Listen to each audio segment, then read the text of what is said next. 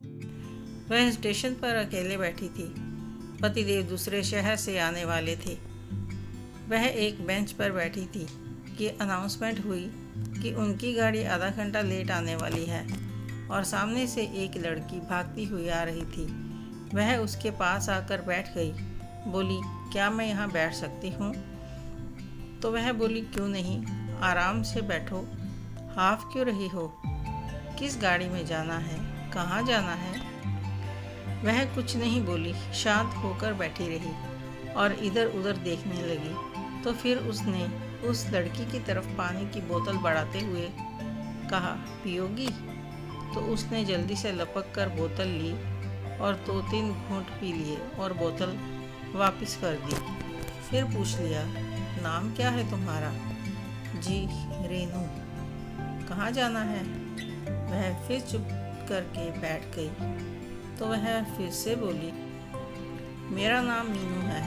मेरे पति इस गाड़ी से आने वाले हैं और मैं उन्हें लेने के लिए आई हूँ। और तुम भी बता सकती हो कि तुम अकेले कहाँ जा रही हो। जी, मैं अकेले नहीं, मेरा दोस्त आने वाला है और हम दोनों एक साथ सफ़र पर जा रहे हैं। जॉब करती हो या फिर घूमने जा रही हो? नहीं, ऐसा कुछ नहीं है। ना तो जॉब करती हूँ और ना ही घूमने जा रहे हैं। तो घर से भाग रहे हैं, है ना? तो रेनू ने मीनू की तरफ गौर से देखा और पूछा, आपको कैसे पता? अब जिस तरह से तुम बर्ताव कर रही हो, इसका यही कारण हो सकता है। तुम चाहे किसी को मत बताओ, तुम्हारा चेहरा सब बता रहा है। और वे दोनों चुपचाप बैठ गई। मीनू तो रेलवे ट्रैक की तरफ देखे जा रही थी, लेकिन रेनू बात करना चाह रही थी मीनू से। 5 मिनट बाद रेनू ने चुप्पी तोड़ी। बोली, दीदी, एक बात तो बताओ, क्या लव मैरिज करना पाप है? लोग प्यार करने वालों के दुश्मन क्यों बन जाते हैं? तो तुम लव मैरिज करने जा रही हो? इतना कहकर वह मुस्कुराई और बिना कुछ बोले अपने फ़ोन में बिजी हो गई। तो रेनू की उत्सुकता बढ़ गई। वह मीनू से पूछने लगी, दीदी, क्या लव मैरिज कामयाब रहती है? कोई हर्ज तो नहीं? मैंने भी एक बार यह गलती। इतना कहकर मीनू चुप हो गई। लेकिन रेनू को चैन नहीं मिल रहा था। वह जानना चाहती थी कि उसका क्या अनुभव था। वह घर से भागकर आ तो गई, पर आगे क्या होगा उसे यह भी नहीं पता था कि वह कहाँ जा रही है, किस गाड़ी पर जाना है। मोहित यानी उसके बॉयफ्रेंड का अभी तक फ़ोन भी नहीं आया था और उसका कोई अता पता भी नहीं था। उसे स्टेशन पर आए हुए 15 मिनट हो गए हैं और उसे पता भी नहीं कि उसका अगला कदम क्या होगा। इस बात को सोचकर उसकी परेशानी बढ़ गई थी। मीनू उस पर ध्यान नहीं दे रही थी और उसकी आंखें स्टेशन की एंट्री पर थी कि अभी मोहित आएगा और उसका डर भी बढ़ता जा रहा था। अभी तो यहाँ पर बात करने के लिए कोई है, उसका पति आ जाएगा तो वह भी चली जाएगी, और अगर मोहित नहीं आया तो घर वापस कैसे जाऊँगी? अभी तक तो घर में किसी को पता भी नहीं है, क्या करूँ? अपने आप से बातें करते हुए एकदम से मीनू की तरफ मुड़ी और बोली, दीदी, मुझे डर लग रहा है, कहीं मैं कुछ गलत तो नहीं करने जा रही हूँ। मैं कंफ्यूज हूँ, कुछ रास्ता दिखाइए प्लीज़। देखो रेनू, तुम और मैं अजनबी हैं, पर तुमने मुझे दीदी कहा है, इस नाते से मैं तुमसे कुछ कहना चाहूँगी। इतना बड़ा कदम तो उठा लिया, लेकिन तुम श्योर नहीं हो, अपनी ज़िंदगी को दांव पर लगाने जा रही हो। पहले ये तो पता कर लो कि मोहित है कहाँ और किस गाड़ी के लिए इंतज़ार करना है और जाना कहाँ है। मेरे पास भी समय नहीं है कि मैं यहाँ बैठी रहूँगी। मुझे पता है कि मेरी गाड़ी इस प्लेटफॉर्म पर आने वाली है और वह अभी 20 मिनट बाद आएगी, और जब मेरे पति आ गए तो मैं उनके साथ घर चली जाऊँगी। घर पर मेरे बच्चे अपनी दादी के साथ हैं, मुझे कोई फिक्र नहीं है। और तुम सोचो, तुम्हें तो ये भी नहीं पता कि तुम्हें किस प्लेटफॉर्म पर इंतज़ार करना है, लेकिन अभी आपने कहा था कि आपने भी ये गलती की थी। मैं आपके अनुभव से कुछ सीखना चाहती हूँ।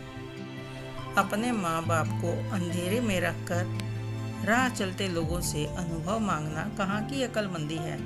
तुम्हारे साथ कोई सामान भी नहीं, एक छोटा सा बैग लेकर आई हो, 4 जोड़ी कपड़े भी नहीं होंगे इसमें, और हाँ, कैश और ज्वेलरी तो ज़रूर होगी, और होगी तुम्हारे घर की और माँ बाप की इज्जत। मेरी मानो तो पहले मोहित को फ़ोन करो कि वह है कहाँ, गाड़ी का नाम, नंबर, प्लेटफॉर्म सब क्या है।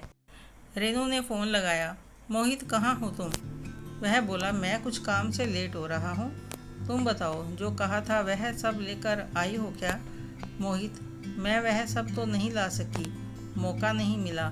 बस मैं तुम्हारे भरोसे सब कुछ छोड़कर आ गई हूँ। बस यह बता दो कि हम कहाँ जा रहे हैं और गाड़ी कितने बजे है। तुम्हारा दिमाग तो ठीक है? जब तक कोई काम नहीं मिलेगा खाएंगे क्या? तुम भी तो अपने साथ कुछ लेकर आओगे, तो उसी में दोनों मिलकर गुजारा कर लेंगे। फिर हम मिलकर काम करेंगे तो कोई दिक्कत नहीं होगी। देखो, मैंने तुमसे क्या कहा था, अगर तुम वह नहीं ला सकी तो क्या करेंगे? तुम घर वापस जाओ और जो भी कहा है वो करो। हम कल निकल जाएंगे। आज मुझे कुछ और काम है, वह निपटा लेता हूँ। तुम घर जाओ और सामान ले आओ। मोहित ने फ़ोन काट दिया और वह मीनू की तरफ देखने लगी और सुबकने लगी। मीनू ने कहा, मैं समझ गई, तुमने उसे कहा कि तुम कुछ नहीं लाई तो उसे बुरा लगा होगा। इसे प्यार तो नहीं कहते, प्यार करने वाले तो जान पर खेल जाते हैं, और वह तुम्हें स्टेशन पर इंतज़ार करा रहा है। पढ़ी लिखी हो, दिमाग रखती हो, दिल से नहीं दिमाग से भी सोचो कि तुम्हें क्या करना चाहिए। रेनू ने मोहित को फ़ोन किया और कहा, मोहित, तुमने मुझे जो कहा था मैंने किया, जो लाने को कहा था मैं लाई, लेकिन अब तुम भाड़ में जाओ। और उसने फ़ोन काट दिया और ब्लॉक कर दिया। फिर वह मीनू की तरफ मुड़ी और उसके गले से लग गई। बोली, थैंक यू दीदी, मुझे सही रास्ता दिखाने के लिए।